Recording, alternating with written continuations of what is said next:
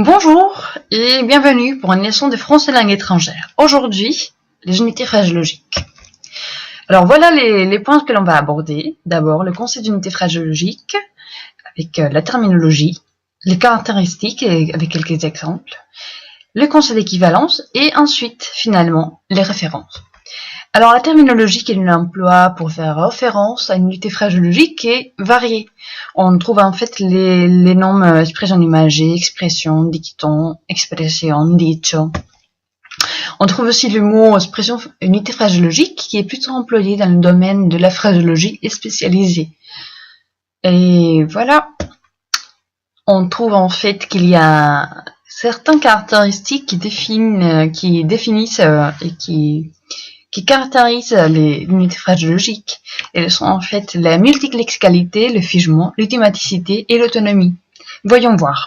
Alors, multilexicalité, ça veut dire que le mot, l'expression dans ce cas-là, est composé par plus d'au moins deux mots. Voilà, agogo, dresser la table, crever la dalle.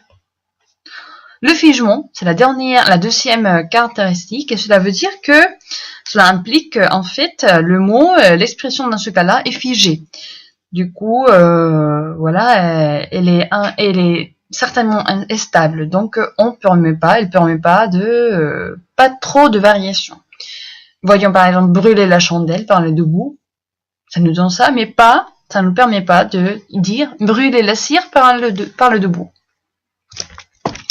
Ça veut dire, ça n'empêche qu'il existe en fait que les unités phraséologiques sont douées, contiennent en fait quelques variations, selon par exemple la région ou le pays. Par exemple, en casa del herrero cuchillo de palo ou en casa del herrero cuchara de palo.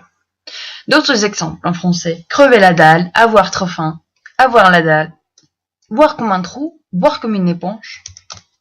Alors, l'automaticité. Ça veut dire qu'en fait, la signification de l'unité phraséologique est globale. Elle n'est pas l'équivalent au sens isolé ou individuel des mots.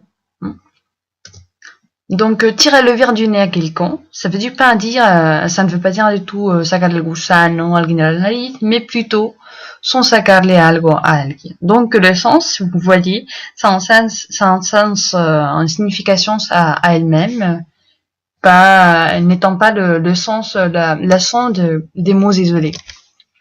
Et finalement, l'autonomie. En fait, l'autonomie, ça fait référence au fait que les unités phraséologiques sont autonomes. Bon, il y a certaines. Par exemple, les unités phraséologiques. Ils contiennent ou ils sont plutôt des discours à titre individuel, si bien qu'il n'y a pas raison, oui, c'est pas nécessaire de l'introduire dans le discours de le locuteur. Par exemple, tel père, tel fils, tal palo, tal astilla.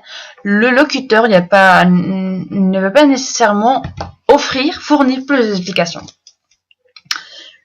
Mais il y en a d'autres qui ne sont pas autonomes, qui doivent être actualisés. Par exemple, je l'ai à pierre fondre. Il fait froid. Il fait un froid de canard. On ne dit pas il faire un froid de canard. Non, bien sûr, non. Ensuite, ça nous amène à aborder le concept d'équivalence, c'est-à-dire quelle est l'équivalence entre les langues. Bon, en fait, c'est selon le lien, la parenté entre les langues concernées. Il y a des langues selon leur origine plus ou moins proche, qui donnent des énoncés phraséologiques similaires ou équivalentes. C'est par exemple le cas du français, du espagnol. Il y a en fait des cas où l'on trouve une unité phraséologique en français et où il n'existait pas pourtant une unité phraséologique en espagnol. C'est le cas du tirer le verre du nez à quelqu'un, comme on l'a eu dernièrement. Ensuite, il y a d'autres cas, ce qui peut arriver certainement dans le père des langues français-espagnol, c'est avoir par exemple une unité phraséologique et encore une unité phraséologique en espagnol, que ce soit de la même forme et signification. Ou que les deux unités phraséologiques soient équivalentes dans le sens, mais pas dans la forme, filiale anglaise ou después la française. Donc voici, c'est la petite introduction à l'unité phraséologique.